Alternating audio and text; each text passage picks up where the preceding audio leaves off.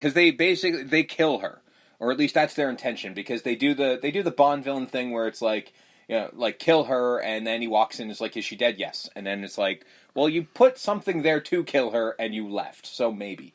Because John O'Connor's upset because Big Boutte has to like get the secretary out because he's walking around going, I need to see my bomber. Yeah.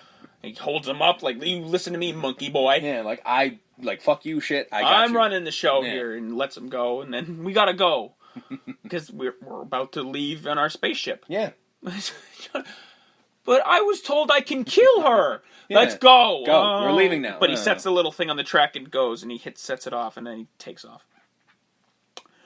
Bonzai and John Parker attack, basically. Two-man hit squad. They're killing red electrodes left and right. As well as, like, just boom, like, Team Bonzai is just blowing away these guys. Murdering murking everybody left and right. You're dead, you're dead. I'm like, man, these guys are really fucking... This is what they do. Damn. When they're not pretending to play instruments, they're killing people. So they sneak aboard Emilio's makeshift ship. I guess into an escape pod. Yes. I think it's. I believe this was the moment right before where he took the gun from. It always made me laugh the way he took the gun from New Jersey, because he's like, he's like, you have a gun? Yeah, and he hands it to New Jersey just hands it to Buckaroo, and then Buckaroo's like, well, this is mine. He's just like, what are you going to use? And I'm like, wait. Why would you take his gun? Because it was those two in the hallway shooting down red electrodes. He used all his bullets. Yeah. So he grabs the gun from New Jersey going, you need this? No? Cool. Because it's mine. He doesn't even do that. He's just like, you have a gun? Yes. And hands it to him. He's like, what do you... And then Buckaroo just goes, what are you going to use? And thankfully New Jersey had another one, because I'm like, oh, so I guess just Buckaroo just takes whatever the fuck he wants in this world. He's Buckaroo fucking I understand. He's the most interesting man who ever lived. So when he asks for a gun, you better expect that he's going to be taking it. Apparently he takes what he wants. He does. So this... John Big Boutte has had an ass full. Yeah. They're ready to go. But he's convinced this plan's not going to work. The dimension portal's not going to open. Yes. It's going to go to shit. And another on-the-fly improvised scene. Yeah. He's fucking, you are the worst thing ever! Boutte, or booty. And then he literally just flips him off. Yeah. Like, fuck you! That was one of my favorite fucking lines. He's just like, you're one of the worst things ever. And he just goes, like, without... No words, no nothing, just sort of looks at the fucking thing and just gives him the finger and walks away. Just a violent bird. Just you. Yeah. It broke John Lithgow. Of course it did! Because John Lithgow actually says in a documentary, he's like, if you look at that scene really, look at my face, I break. Yeah. Because as soon as he turns around, he flips it's him the bird. It's just a big fucking middle finger in his face. He literally takes the helmet he's holding and puts it to his face, because he's literally like... Yeah. Because it is just so... Because again, it is one of those things that, like, that was not meant to be in the movie. There was no part of that was supposed to be in the movie. So they O'Connor and Boutte get into, like, the weirdest fucking harnesses ever. Yeah, I don't know. And he just calls him Booty again. He's like, it's Boutte! Yeah. Tay! Well, he's like, say one more thing. Say one more thing, Booty. It's Boutte! Tay, don't you want... Boom! Shoots him dead. Yeah. Boutte is dead. Which is fair. He's had enough of them. So they're going through. And same thing. Can't connect the dots. It's not going to work. Yeah. First off, they take off with just those three in there. Yeah. All the other Johns are like, don't leave. Like, where what the fuck, You're leaving without us. Like, Jesus. Now we're all sacrifices? You guys are assholes. Crashes through the wall. Fly is like, it did not cross into the 8th dimension. No. We're now flying over New Jersey. Yeah. Again, Buckaroo Bonzai's adventures across the 8th dimension was... roughly 30 seconds. Crosses over New Jersey. Yes. Again... And not Jeff Goldblum. The adventures of... Technically? In a way. I mean, they did go over his head. But the adventures of Buckaroo Bonzai across New Jersey... Yes. That title's not grabbing anybody. No. He knows he's on board, so he hits a button and he drops the pod. Yes. They try to figure it out. John Parker basically goes, I'm not a pilot, I'm a diplomat. Yeah. But, of course, Buckaroo Bonzai literally figures it out in, like, 2 seconds. Well, can I also point out the fact that the way to steer the ship is just like, driving an old Pinto? It's just a fucking steering wheel, like big-ass steering wheel. Well, I love it. It's just like you drive it. like a truck. Yeah. Okay. All right. What's a truck? Which was the only legitimate question in this movie so far. What's a truck? He wouldn't know. Well done. But they figure it out, so they're also flying over New Jersey now. The big ship appears. Yes. Kind of drops. The smaller ship drops down. Follows it. Left. I am left. Sorry, my left. Dive. And literally you think it's going to be some big chase. No. Nope. He just hits a button. Laser shoot into it. Yep. Immediately, I'll see you in hell at Buckaroo Bonzai. Boom. I'm like, wow, that was easy. Yeah. Well, we ran out of money. Jesus, okay. I don't know how they ran out of money because they clearly don't have time for a second take. But so Bonzai blows up the ship. Mm-hmm. The Black Lectroids immediately know that John Warfin is destroyed. Mm-hmm. I'm like, well, what about all the other red Lectroids on the? Okay, never mind. Well, my guess is the Hong Kong Cavaliers are just murdering them. Yeah, they just all clean them up. Yeah. Bonzai gets he's ejected parachuting out, and literally just safely down to Earth. And he's parachuting. I do have to laugh that as the ship's going, he sort of while holding the reins for the parachute salutes him. And I'm like, if you do that, you're going about 30 feet that way. Yep. So you should not be moving right now, but okay. So he salutes him, and the ship flies off, I guess, back to HQ. Yeah. So he fucking lands. And in one of my other favorite lines that makes no fucking sense in this movie is just like, oh, so we're just going to go for laughs again. He lands, and then he runs immediately to the bus, and then he talks to the fucking military guys, and it's just like, get the president on the phone, and don't blow up Russia. And then he runs away, and the guy goes, wait, what was that?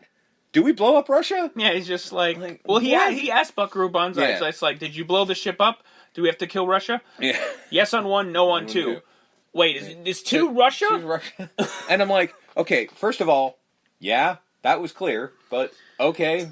Also, the kid gets the oscillator off the secretary by literally pointing a gun at him. Yes. Like, oh, that's like, cute. You have a gun. That's not loaded. Like, Is it? Bang, bang. Ask me again. I just shit myself, so yes.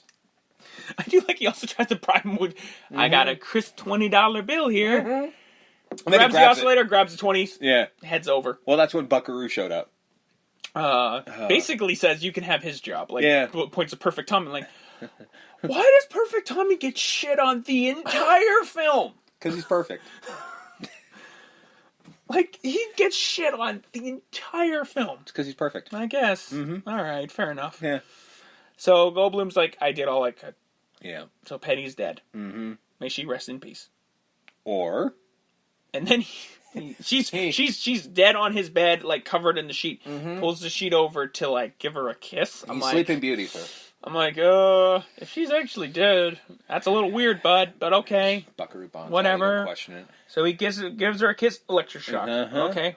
Like, I mean, this isn't what has normally happened so far, but maybe I can bring her back from the dead. Now there's a quick cut to the Black Lectroid, looking at the camera going, and then does it again, and boom, she's alive. Yep, she's awake and we're cool. And they make out. Mm-hmm. Cut to one of the aliens literally saying, so what? Big deal. Credits! That's it. Fuck you, credits! Yeah. And then one of the greatest credit scenes ever, that song plays with fucking Buckaroo Bonzai, all the Hong Kong Cavaliers, including Rawhide, who was supposed to be dead, and New Jersey, and Penny, and Pinky, and the Blue Blazer regulars, Scooter, all of them are just now walking. John Parker. Walking in unison to the song. Walking in unison. Some of them do a little dance. Some of them are walking funny. Some of them walking backwards. And they walk across, and all you see on the duck there is Buckaroo Bonzai in like bright red paint. Yeah. And then I think that's when they show Buckaroo Bonzai will return. And like, no, he won't. Spoiler alert, no, he won't. And that's the adventures of Buckaroo Bonzai across the 8th dimension. Yep. That was a film that happened. Listen. I get how some people can watch this and go, that's dumb. Yeah, because it is. It makes no sense. Mm-hmm. And they're not wrong on either account. Mm-hmm. But sometimes movies are just like that. Here's the thing. The way I can describe this best is I'm going to crib from Kevin Smith for a minute when he talks about people's reaction to his movie Yoga Hosers, where he's like, I made this movie in a very strange way that if somebody said to me, like, oh my God, that's the greatest movie I've ever seen, they're like, isn't it? And then if somebody else goes like, oh my God, that's the dumbest movie I've ever seen, isn't it? I'm like, I don't know. I honestly have no idea how I feel about this movie. I still don't. I don't know. Because it makes no sense. It's utterly stupid. It's got characters named John Big Booty. It does. And John Smallberries. Exactly. And it's got a central character who is a scientist, doctor, samurai, musician. What? I mean, I literally, while watching this movie, spent the whole time going, what? What? So, speaking as someone who unapologetically, unabashedly, thinks is the greatest movie of all time is Flash Gordon. I'm all on board with this movie. Oh, I knew the second, I think about 20 minutes into this movie, I'm like, well, I think you have a new favorite movie. Well, this is one of my favorite movies of all time. I love this movie. I understand that this movie makes no sense. I understand that this film is quite dumb. Yes. The people making this movie realize that. They know that. It's not nobody's sitting here going, what we did was art and it was subjective. And no. They all know it was dumb. No, it was goofy, stupid fun. But that's my favorite kind of movies. Films are all well and good, like films, art. That's all well and good. You can have that. You can hold that. There's room for both. There's room for both. But what I prefer, what my favorite is shit like this.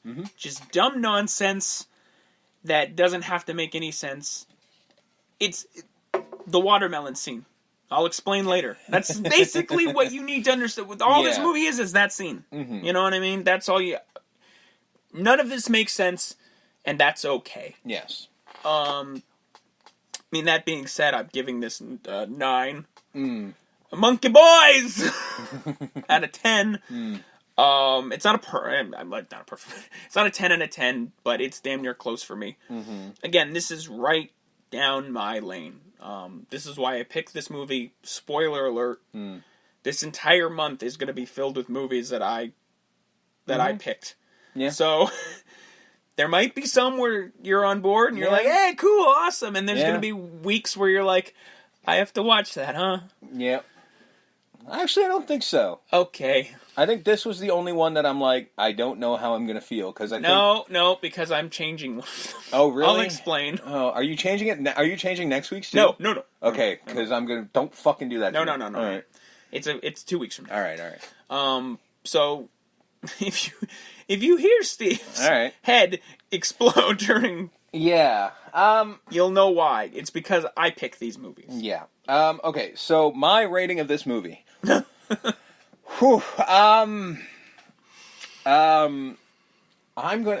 still don't know. I'm going to get... And this is why I'm going to give it the rating I'm giving it.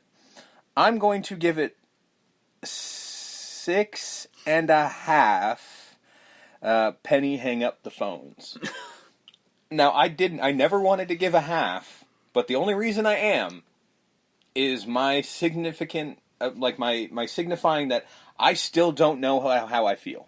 So I'm giving it 6.5 of I didn't hate it, I didn't love it. It gets a half because I'm probably going to end up revisiting this someday, and maybe then I'll know. But for now, I don't have a fucking clue, so I'm going at that. Because I spent far too much time in this movie going, what the fuck are you doing? And it's not incompetently made. Because I think if it was incompetently made, I would like it more. Because I'm a big fan of really badly made movies. I love Plan 9 from Outer Space, The Room. Movies made by complete incompetence. This is clearly made by somebody who's not incompetent, but then occasionally they do really incompetent things that don't work for me. So it kind of throws me off. Because it's shot fine, and, it looks like a real movie until you don't get a second take of somebody flubbing a line. Or we get the line of, like, fucking, and that's the end of that, of all I have to say about that. And then that scene ends. Like, what the hell just happened?